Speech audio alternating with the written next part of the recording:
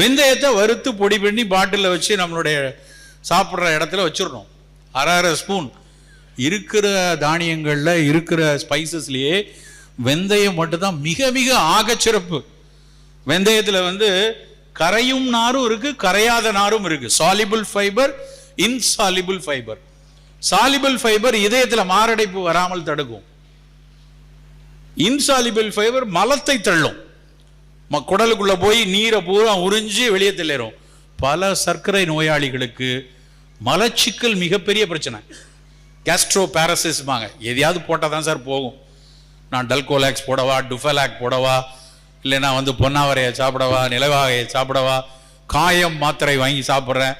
பல diabetic people செய்து கொண்டிருக்கிறார்கள். காரணம் என்னன்னா ஃபைபர் இல்லை. தினம் வெந்தயம் 10 கிராம் எடுத்து கொண்டிருந்தா கசப்பும் கிடைக்கும், மலமும் வெளியே நல்லா ஃப்ரீயாக போகும்.